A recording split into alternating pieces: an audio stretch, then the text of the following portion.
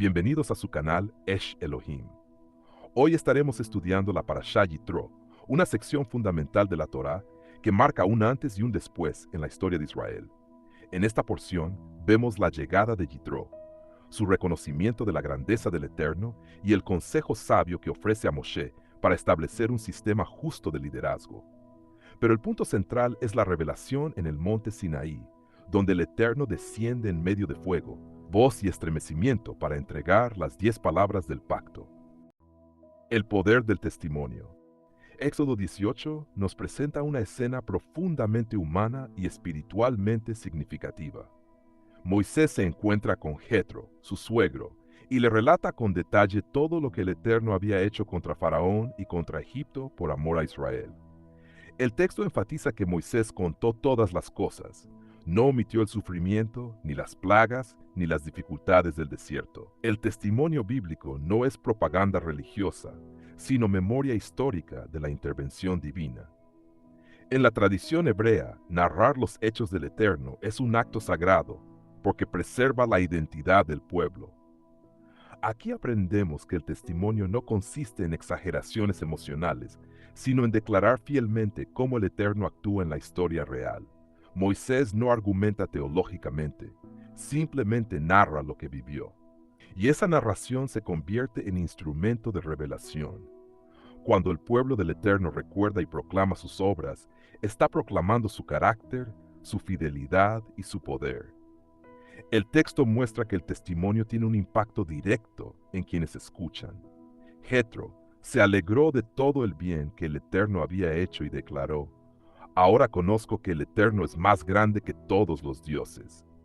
La experiencia de Israel se convierte en evidencia para un extranjero. Esto revela un principio profundo. La redención no es privada, tiene una dimensión pública y misional. Israel fue liberado por amor, pero esa liberación sirvió también como demostración universal de la supremacía divina. El término conozco implica reconocimiento basado en hechos concretos. Jetro no tuvo visiones ni señales personales. Creyó porque escuchó un testimonio fundamentado en eventos históricos verificables.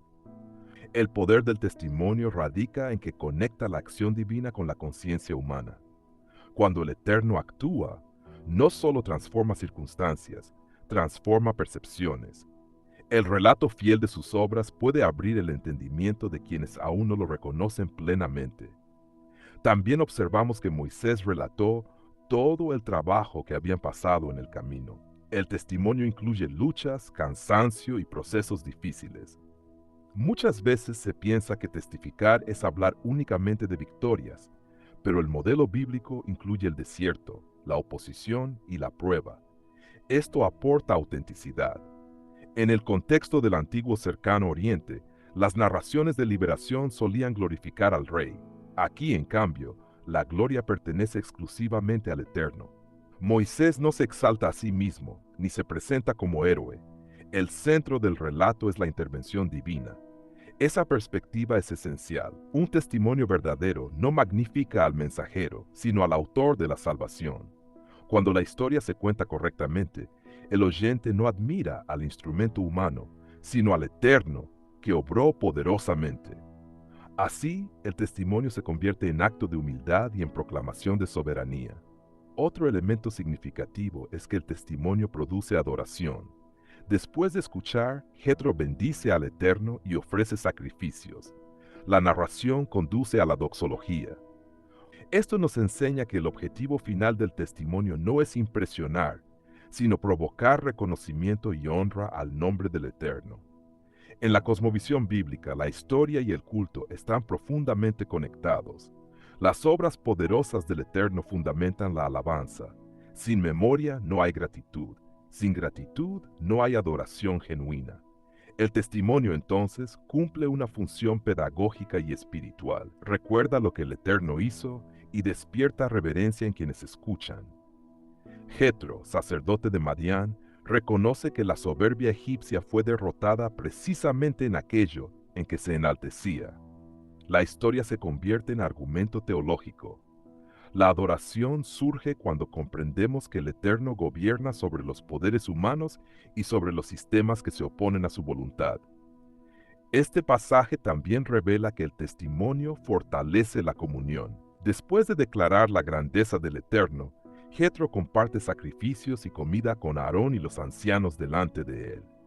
La mesa compartida simboliza aceptación y unidad.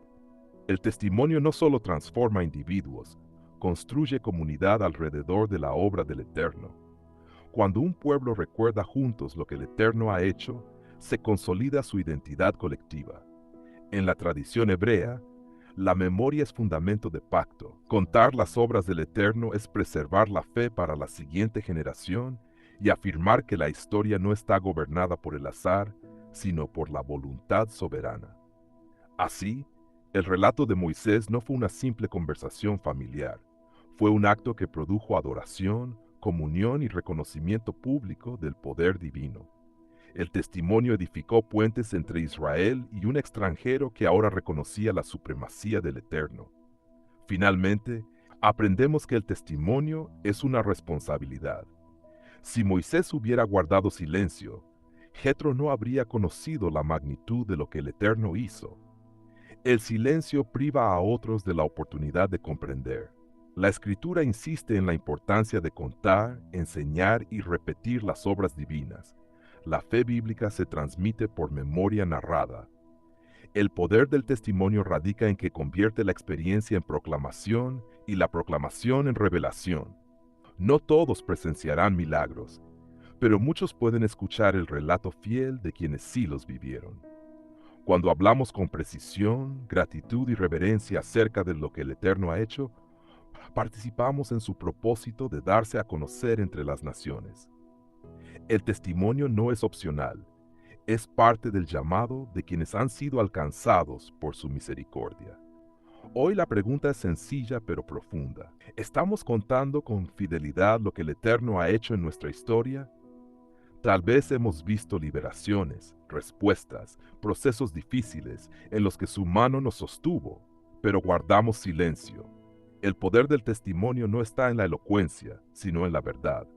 Cuando narramos sus obras con humildad, otros pueden llegar a decir, ahora conozco. No subestimemos el impacto de una historia contada con reverencia. Que nuestra memoria no sea corta ni nuestra voz temerosa.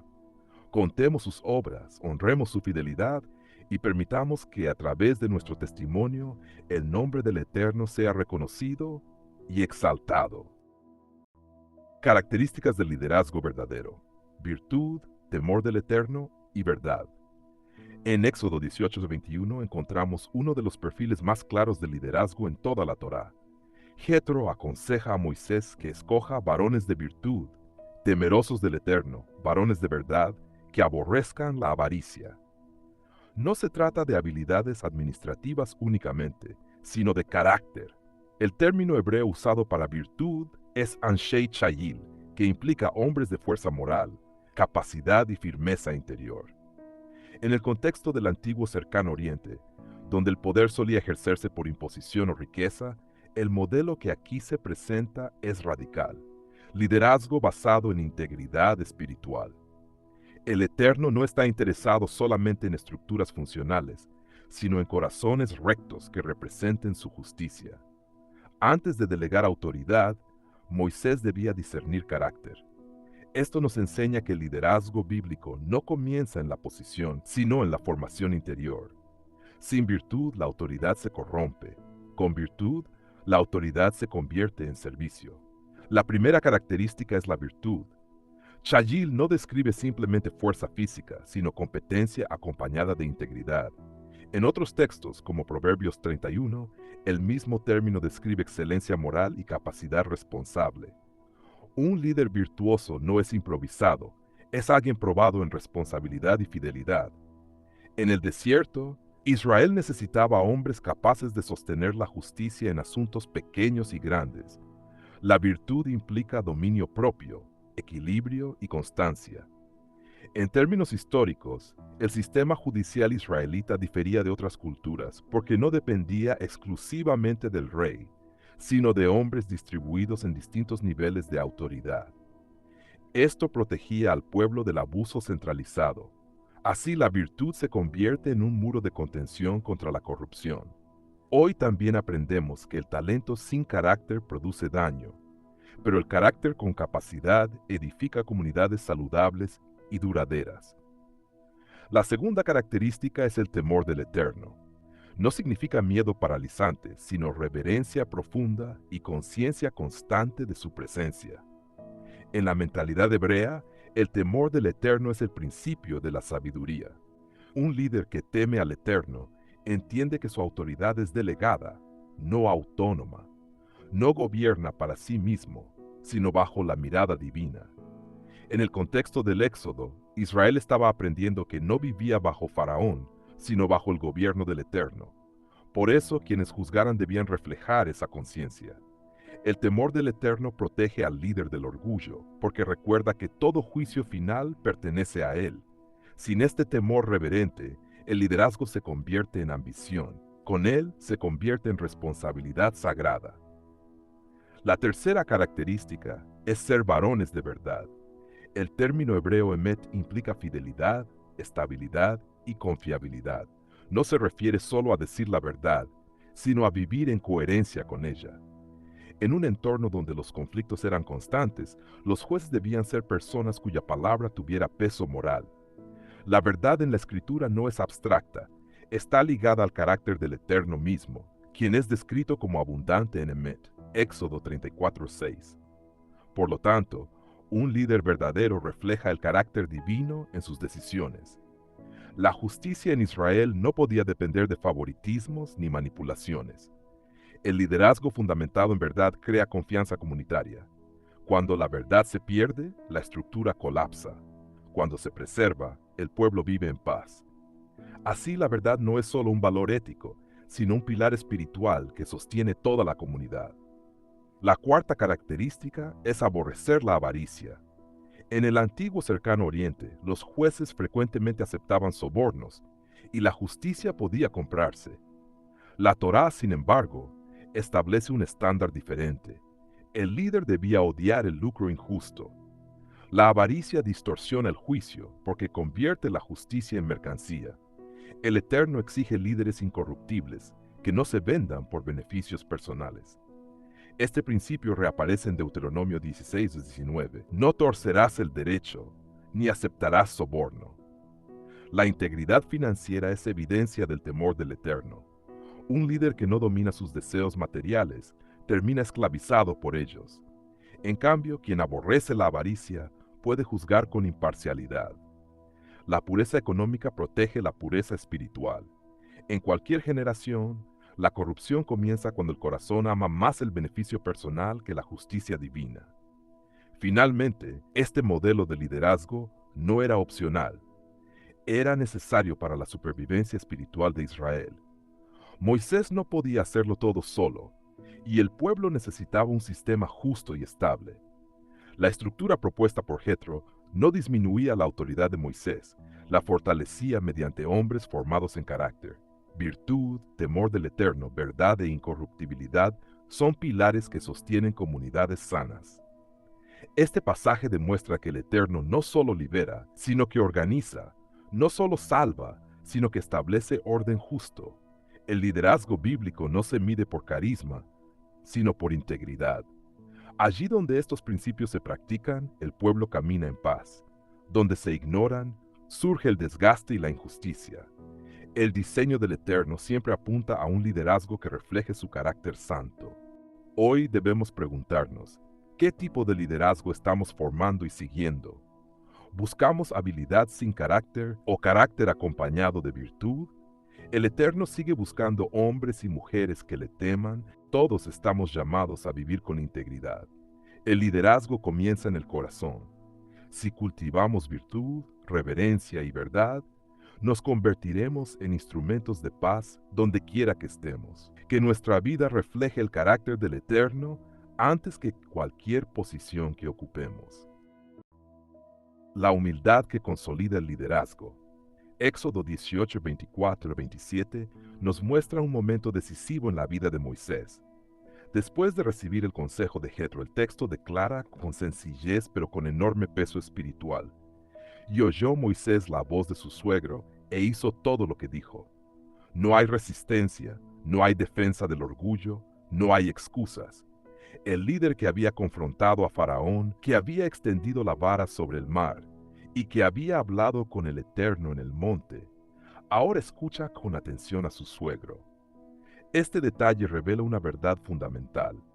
La autoridad espiritual no elimina la necesidad de consejo.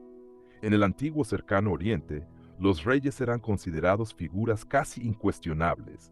Sin embargo, en el liderazgo de Israel, vemos un modelo distinto. El líder del pueblo del pacto no se sostiene por arrogancia, sino por dependencia del Eterno y apertura a la sabiduría. La humildad no disminuye la autoridad, la legítima. Moisés entendió que su llamado no lo hacía infalible, y esa conciencia fortaleció su liderazgo en lugar de debilitarlo. La humildad de Moisés no fue meramente emocional, sino práctica. El texto enfatiza que hizo todo lo que dijo. No fue una aceptación superficial, fue una obediencia concreta. En términos de liderazgo bíblico, la humildad auténtica siempre produce acción. Escuchar sin aplicar es una forma disfrazada de orgullo. Moisés reconoció que el modelo que estaba implementando, juzgar solo desde la mañana hasta la tarde, no era sostenible ni saludable.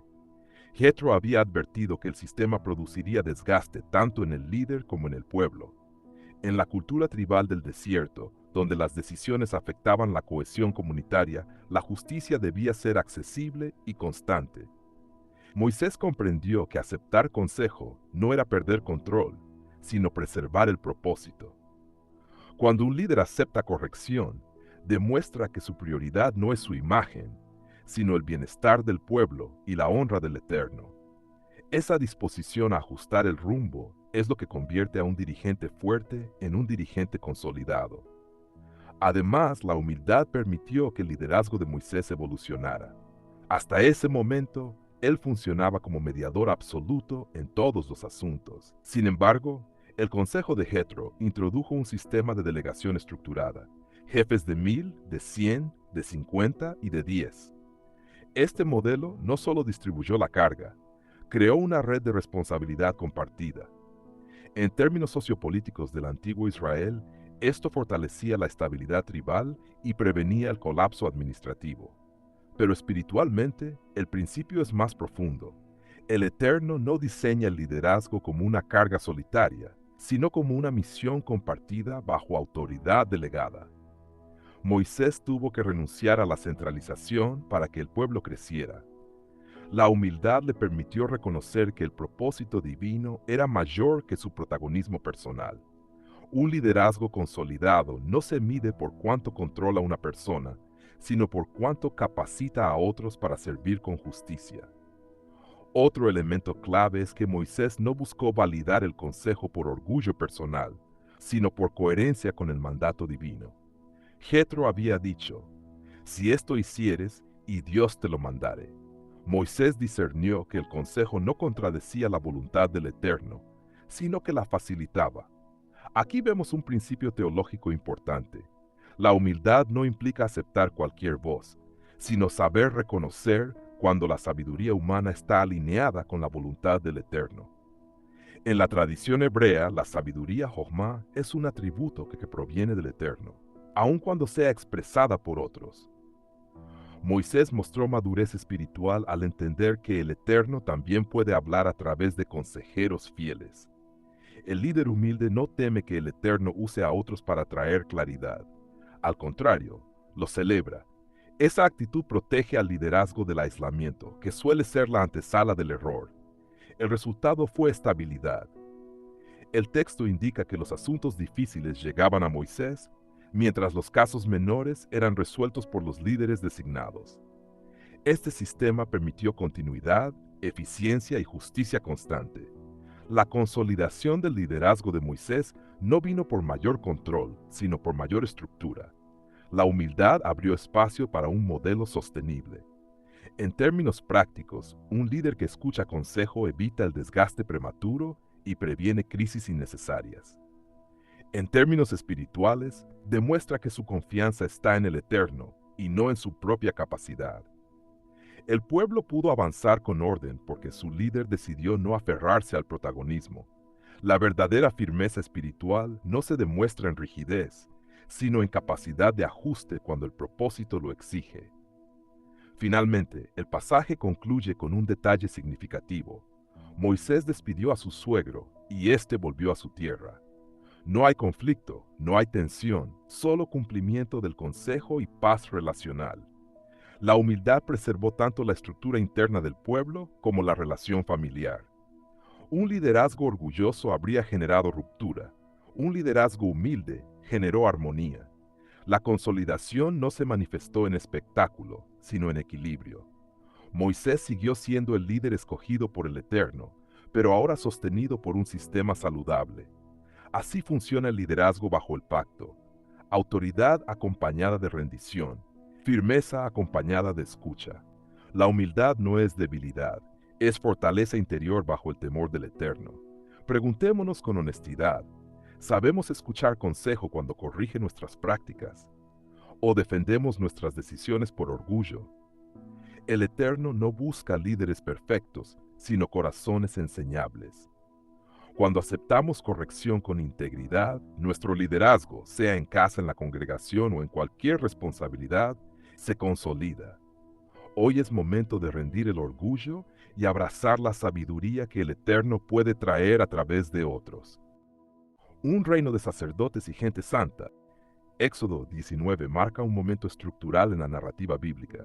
Israel ha sido redimido de Egipto, ha cruzado el mar, ha sido sustentado con maná y agua, y ahora llega al Sinaí en el tercer mes. No es un detalle cronológico menor.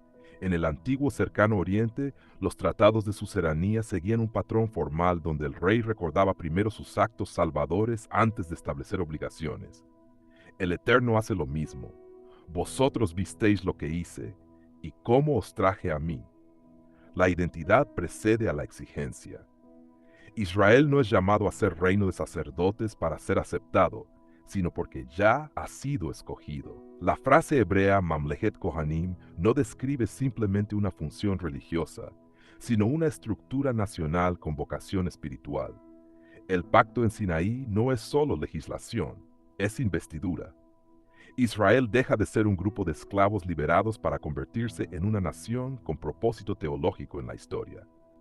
El término hebreo Kohen en el mundo bíblico describe a un mediador autorizado que sirve en la presencia divina y representa al pueblo ante el Eterno. En el contexto del antiguo cercano oriente, el sacerdote tenía funciones judiciales, instructivas y litúrgicas. Por tanto, cuando el texto declara que Israel será un reino de sacerdotes, no significa que todos ejercerían funciones levíticas, sino que la nación entera asumiría una identidad mediadora. Así como el sacerdote estaba consagrado y separado para el servicio, Israel debía reflejar el carácter del Eterno ante las naciones. Esto implica responsabilidad ética, pureza moral y fidelidad al pacto. No es privilegio ornamental, es vocación funcional. El sacerdocio nacional significa representar el gobierno del Eterno en la tierra. Israel se convierte en un puente entre la santidad divina y el mundo. Esta designación eleva el estándar. La vida cotidiana se convierte en liturgia viviente. La expresión Goy Kadosh, nación santa, no alude primariamente a perfección moral abstracta, sino a separación consagrada. El término Kadosh implica aquello que ha sido apartado para uso exclusivo del Eterno. En Levítico, la santidad se manifiesta en prácticas concretas: justicia social, integridad comercial, pureza familiar y reverencia litúrgica. Por tanto, ser nación santa no es misticismo, sino una estructura de vida diferenciada. En contraste con las culturas cananeas, caracterizadas por sincretismo y rituales idolátricos, Israel debía reflejar orden ético y fidelidad monoteísta. La santidad nacional tenía dimensión colectiva, no era solo espiritualidad individual. La comunidad entera debía estructurarse conforme al carácter del Eterno. Esto convierte cada aspecto de la vida, economía, justicia, relaciones humanas, en espacio sagrado. La santidad no es aislamiento cultural absoluto, sino diferencia ética visible. Ser reino de sacerdotes implica intercesión y enseñanza. Deuteronomio 4 afirma que las naciones dirían: ciertamente pueblo sabio y entendido es esta gran nación.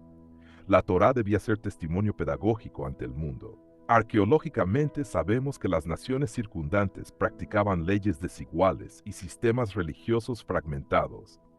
El Código Sinaítico introduce una ética que protege al débil, limita al gobernante y establece justicia equitativa. Israel debía encarnar un modelo alternativo de sociedad bajo la soberanía del Eterno. La mediación no era expansionismo militar, sino irradiación moral. Cuando Israel vivía conforme al pacto, revelaba quién es el Eterno. Cuando fallaba, distorsionaba su nombre.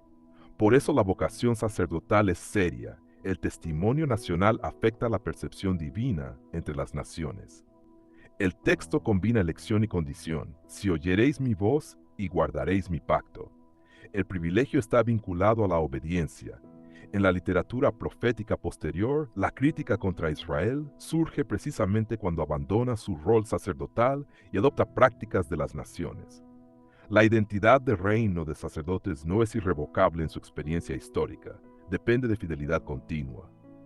La estructura del pacto sinaítico refleja tratados antiguos donde la lealtad garantizaba bendición y la deslealtad traía consecuencias. Así, la santidad no es título honorífico permanente sin responsabilidad. Implica disciplina, formación y coherencia. La nación debía vivir de manera que el carácter del Eterno fuese visible en su justicia y misericordia. Sin obediencia, la vocación se vacía. Antes de recibir los mandamientos detallados, Israel recibe identidad. Esto es crucial. El Eterno define quiénes son antes de decir qué deben hacer. La vocación sacerdotal nace de una relación previa. La frase, os he traído a mí, indica intimidad antes que legislación. El propósito no es meramente normativo, sino relacional.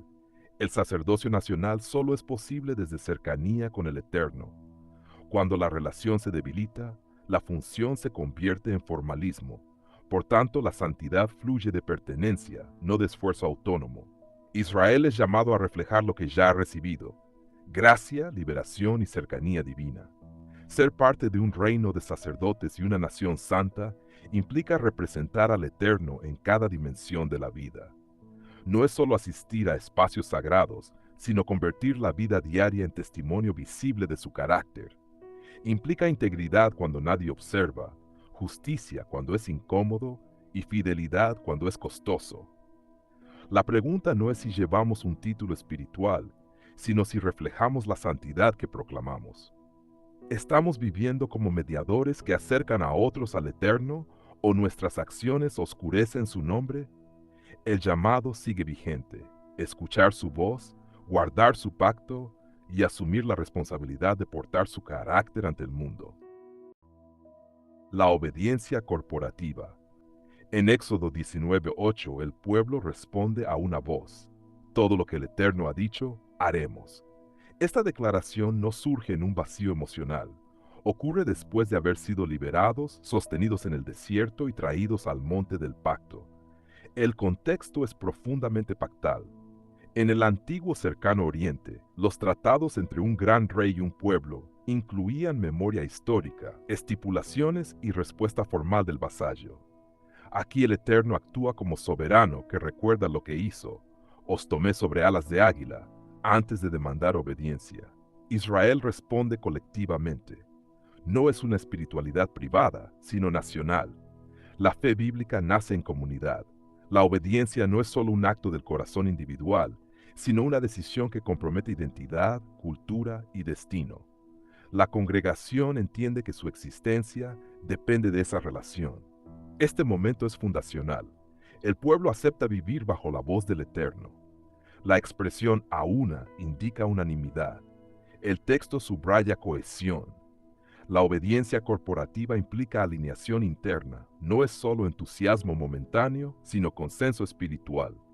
En hebreo, la unidad comunitaria es clave en momentos decisivos, como en Josué 24 o en Esdras Nehemías. Aquí el pueblo no debate términos, responde afirmativamente ante la revelación. Esto revela un principio: cuando la intervención del Eterno es clara, la respuesta debe ser clara. Sin embargo, la unanimidad no garantiza profundidad. Más adelante veremos fallas graves. Esto nos enseña que la declaración pública debe sostenerse con formación continua. La obediencia comunitaria requiere memoria constante del pacto. No basta decir haremos, hay que aprender lo que implica hacer. La unidad verdadera no es emocional, sino estructurada alrededor de la palabra revelada. Otro aspecto crucial es que la obediencia precede a la entrega formal de la Torá en el capítulo 20. El pueblo promete antes de conocer todos los detalles. Esto es significativo. La confianza precede al entendimiento completo. En términos teológicos, la relación antecede a la regulación. El Eterno no revela todo de inmediato. Primero pide disposición. La obediencia bíblica no se basa en cálculo racional exhaustivo, sino en confianza fundamentada en actos previos de redención. Israel había visto el mar rojo abrirse, el maná descender, el agua brotar. Esa memoria histórica sostiene su haremos. Así funciona el pacto. El recuerdo de la gracia impulsa la respuesta responsable. Cuando olvidamos la liberación, cuestionamos la obediencia. La fidelidad nace de recordar quién nos sacó de Egipto. La dimensión corporativa también redefine responsabilidad. Si uno falla, la nación sufre. El pecado en Israel nunca es puramente individual. Tiene implicaciones comunitarias. La obediencia colectiva crea una cultura de santidad. En el mundo antiguo, la identidad nacional estaba ligada a la deidad patrona. Israel, sin embargo, no solo pertenece al Eterno, está llamado a reflejar su carácter. Decir haremos significa aceptar ser moldeados por estándares divinos en justicia, ética social, trato al extranjero y pureza de culto. La obediencia corporativa transforma estructuras sociales. No es solo moral privada, es orden comunitario. Por eso el pacto se establece en presencia de ancianos y mediador. Es institucional y espiritual a la vez. Sin embargo, este versículo también confronta a nuestra generación. Hoy predomina la fe fragmentada, independiente y selectiva. Se obedece lo que conviene y se ignora lo incómodo. Israel en este momento no negocia términos. Su declaración es totalizante, todo lo que el Eterno ha dicho. La palabra todo elimina parcialidad. La obediencia parcial no es obediencia pactal, es adaptación cultural. El desafío radica en esa totalidad cuando el monte tiembla y cuando la voz divina confronta deseos humanos. La obediencia corporativa requiere enseñanza continua, liderazgo fiel y memoria activa del pacto. Sin estos elementos, el haremos se convierte en promesa vacía. Finalmente, este pasaje revela que la obediencia no es carga, sino privilegio. El Eterno ofrece relación antes de exigir cumplimiento. El pacto no esclaviza, estructura libertad. Israel no responde para ser liberado, sino porque ya fue liberado. Aquí radica la esencia espiritual.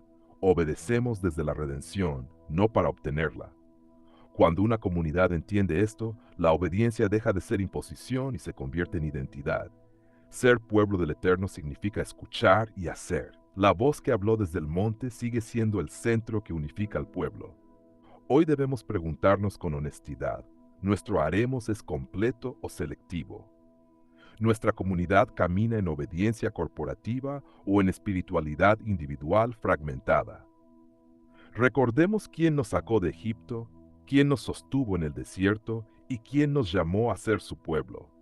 Que nuestra respuesta no sea solo emoción momentánea, sino compromiso profundo y sostenido.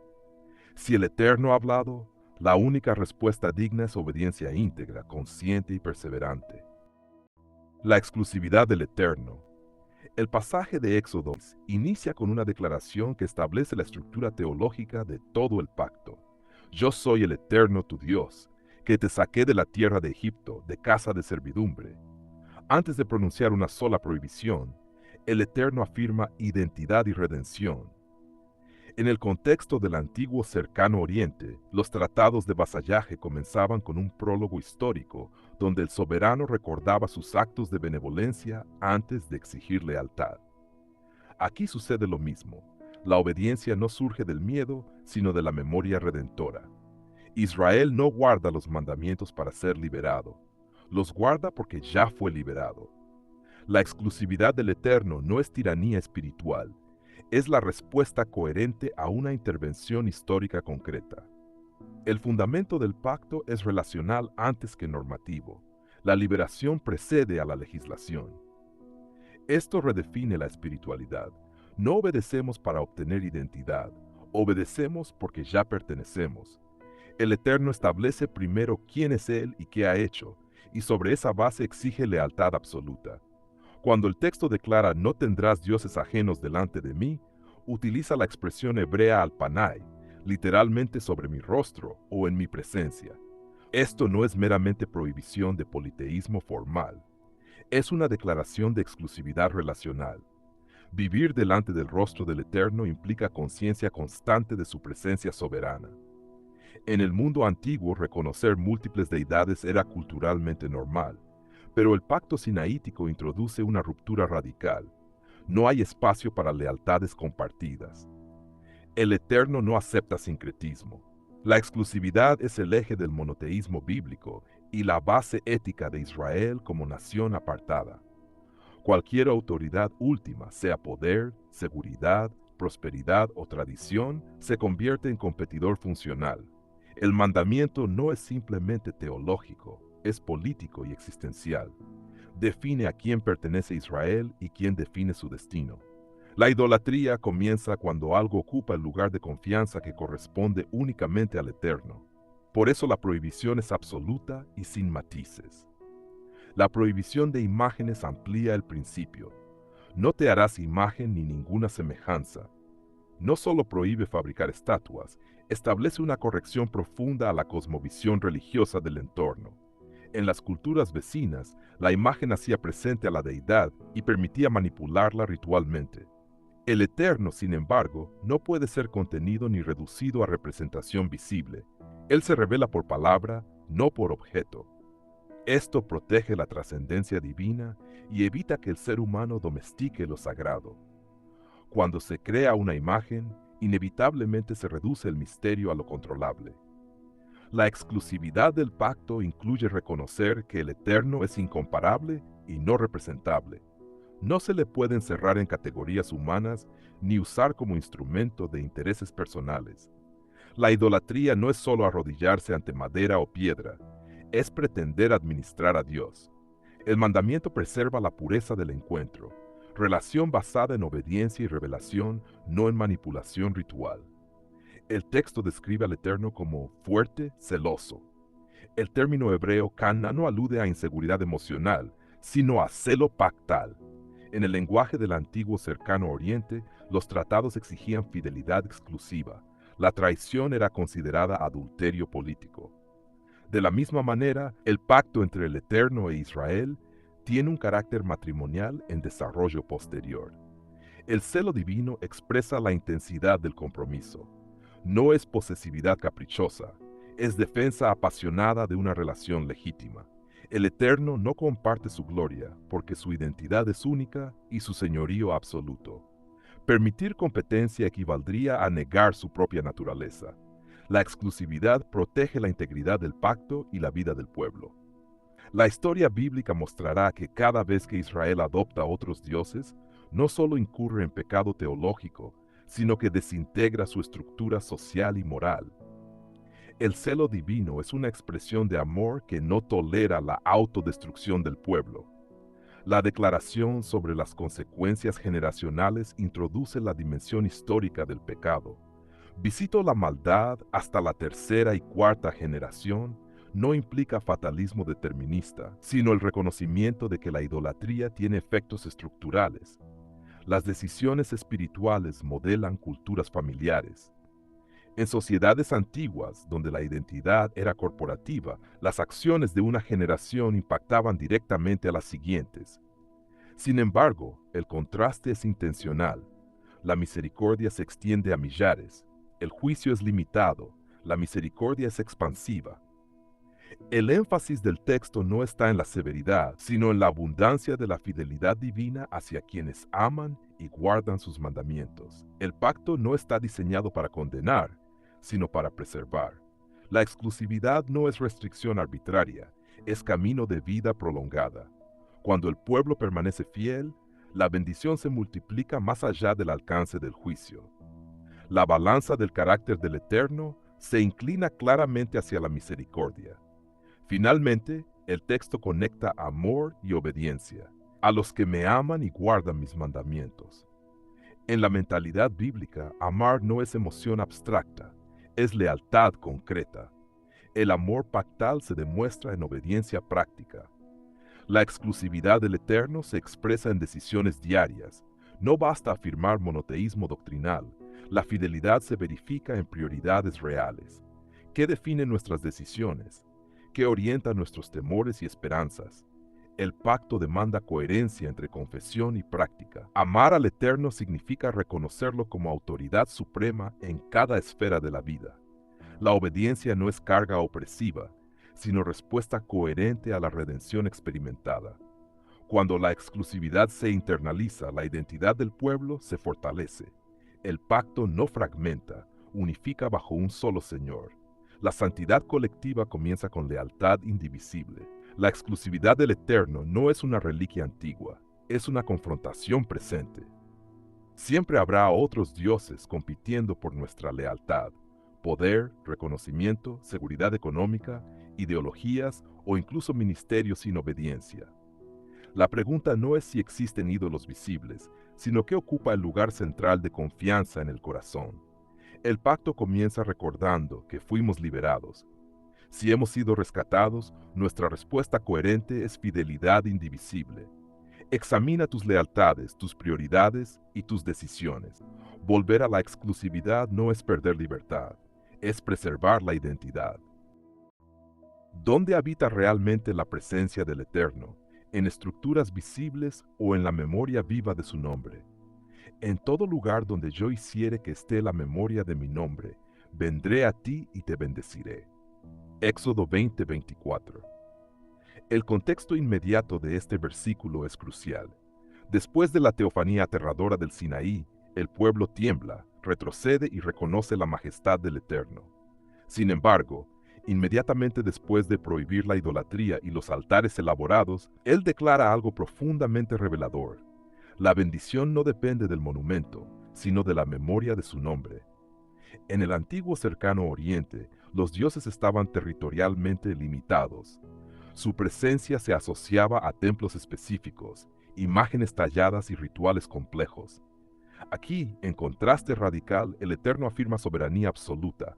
Mía es toda la tierra. No necesita arquitectura monumental para manifestarse. Él mismo determina el lugar donde su nombre será recordado. La revelación rompe con toda noción mágica del culto. No es el altar el que produce la presencia, es la voluntad soberana del Eterno la que santifica el lugar. El concepto de nombre, Shem, en la mentalidad hebrea no es simplemente una designación fonética. Representa carácter, autoridad, reputación y manifestación activa. Cuando el texto habla de la memoria de mi nombre, utiliza la idea de zikaron, que implica recordación activa, proclamación y preservación. No se trata de repetición mecánica, sino de mantener viva la identidad del Eterno en medio del pueblo. En el mundo antiguo, borrar el nombre de alguien equivalía a destruir su legado. Aquí sucede lo contrario. Donde el nombre es preservado, proclamado y honrado, allí desciende la bendición. La presencia divina se vincula con la fidelidad del recuerdo. No es superstición, es pacto. No es repetición ritual. Es lealtad consciente al carácter revelado del Eterno. Este principio desmonta toda tendencia humana a absolutizar el espacio físico. El altar debía ser de tierra o piedra sin labrar, precisamente para impedir que la técnica humana se convirtiera en el centro del culto. La sofisticación arquitectónica podía generar orgullo, manipulación religiosa o sensación de control sobre lo sagrado. El Eterno rechaza esa dinámica. Él no puede ser domesticado por estructuras ni asegurado por procedimientos. Donde Él decide hacer recordar su nombre, allí Él mismo promete acudir. La presencia no se compra, no se fabrica y no se hereda automáticamente. Es una realidad relacional ligada a obediencia y reverencia. El lugar se vuelve sagrado no por su estética, sino por la intervención soberana del Eterno. Además, la frase vendré a ti y te bendeciré establece una conexión directa entre presencia y bendición. En la cosmovisión bíblica, la bendición no es meramente prosperidad material, es plenitud, shalom, alineación con el propósito divino. La presencia del Eterno trae orden donde hay caos, identidad donde hay confusión y dirección donde hay incertidumbre. No es casualidad que esta promesa aparezca desde la prohibición de dioses de plata y oro. La idolatría promete bendición sin presencia real. El Eterno, en cambio, ofrece su propia cercanía como fuente de toda bendición auténtica. Donde su nombre es honrado, allí su gobierno se manifiesta. Este texto también anticipa una dinámica más amplia en la historia bíblica. El Eterno no está restringido a un solo punto geográfico permanente. Aunque más adelante Jerusalén tendrá un papel central, el principio establecido aquí permanece vigente. La presencia se asocia con la memoria fiel del nombre. Esto explica por qué, incluso en el exilio, el pueblo podía clamar y experimentar intervención divina. La geografía no limita al Creador. Lo que activa la experiencia de bendición es la fidelidad al pacto y la proclamación sincera de su identidad. El Sinaí establece un paradigma que trasciende el desierto. Finalmente, este pasaje confronta toda religiosidad superficial. Se puede construir altares, organizar ceremonias y mantener estructuras visibles, pero si el nombre no es recordado con integridad, la promesa no se activa. La memoria del nombre implica coherencia ética, obediencia práctica y reverencia auténtica. No basta mencionar, hay que representar. No basta cantar, hay que vivir conforme a su carácter. La presencia que bendice no se impone donde el nombre es trivializado, se manifiesta donde es honrado con fidelidad y temor reverente. Si la bendición está vinculada a la memoria del nombre, la pregunta inevitable es esta: ¿está siendo verdaderamente recordado en la vida cotidiana? No como fórmula, sino como autoridad viva que gobierna decisiones, prioridades y conducta. El Eterno prometió acudir donde su nombre es honrado, no donde simplemente es pronunciado. Recordar su nombre implica reconocer su soberanía, rechazar toda forma moderna de idolatría y vivir en coherencia con su carácter revelado. La presencia no es automática, es relacional. Si se anhela la bendición que transforma, entonces es necesario restaurar la memoria activa del nombre en cada espacio de la vida. Allí donde el nombre es exaltado con fidelidad, allí el Eterno promete acercarse y bendecir. Gracias por acompañarnos en este estudio de la Parashá Yitro. Que la revelación del Eterno en el monte Sinaí renueve nuestro compromiso con su pacto y nos impulse a vivir conforme a sus mandamientos cada día. Acompáñanos cada Shabbat aquí en su canal Esh Elohim, donde seguimos profundizando en la Torá y encendiendo juntos la llama de la enseñanza. Shalom